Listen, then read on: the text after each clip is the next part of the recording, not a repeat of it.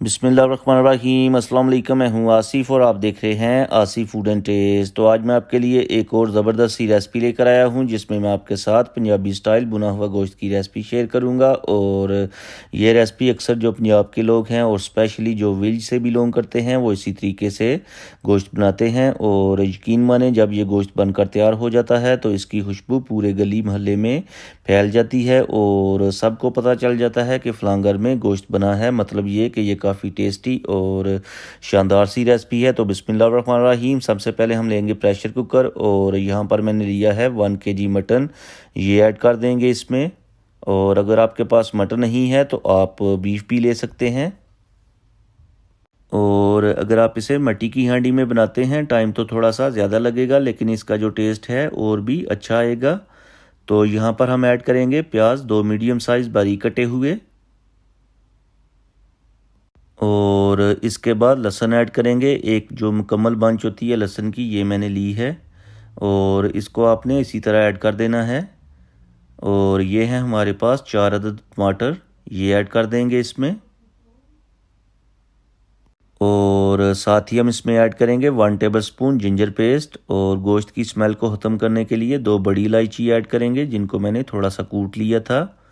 1 teaspoon add करेंगे red chilli और 1 teaspoon ही add करेंगे नमक। और जो स्पाइसेस हैं आप अपनी मर्ज़ी से कम या ज़्यादा कर सकते हैं। हाफ़ टी स्पून ऐड करेंगे चिली फ्लेक्स और 1/4 टीस्पून ऐड करेंगे हल्दी पाउडर। 2 गिलास पानी ऐड करेंगे। और पानी ऐड करने के बाद एक दफ़ा सारी चीज़ों को मिक्स कर लेंगे। और मिक्स करने के बाद ऊपर से कवर करके 15 मिनट के लिए प्रेशर पे लगा देंगे। और अगर आपके पास बीफ है तो उसके लिए आपने 20 मिनट के लिए प्रेशर पे लगाना है। तो चलें जी ऊपर से कवर कर देंगे और 15 मिनट के लिए प्रेशर पे लगाएंगे।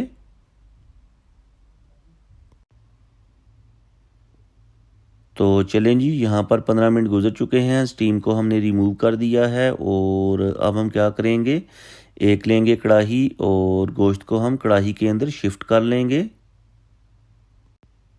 और शिफ्ट करने के बाद फ्लेम को हाई कर देंगे। और हाई फ्लेम के ऊपर जो पानी आपको दिखाई दे रहा है इसको हमने अच्छी तरह से ड्राई कर लेना है।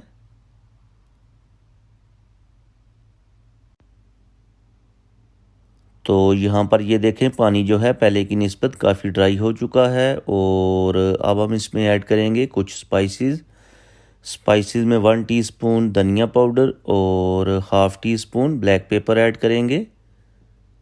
और 2 से 3 मिनट तक कुक करेंगे। और माशाल्लाह ज़बरदस्त किस्म की खुशबू आ रही है। तो यहाँ पर हमने 2 से 3 मिनट तक अच्छी तरह से कुक कर लिया है। और अब हम इसमें ऐड करेंगे हाफ़ कप कुकिंग ऑयल। और ऑयल के साथ अच्छी तरह से बुनाई कर लेंगे। जितनी आप अच्छे तरीके से बुनाई करेंगे उतना ही टेस्ट अच्छा आएगा। और जो बुनाई होती है हमेशा हाई फ्लेम पे की जाती है। और जब हम अच्छी तरह से बुनाई कर लेंगे तो इसमें हम ऐड करेंगे बारीक कटा हुआ हरा धनिया, 4 से 5 कटी हुई ग्रीन चिलीज़, 1 टीस्पून ऐड करेंगे खुश्क मेथी और हाफ़ टी स्पून ऐड करेंगे साबुत ज़ीरा। और 2 मिनट के लिए बुनाई कर लेंगे।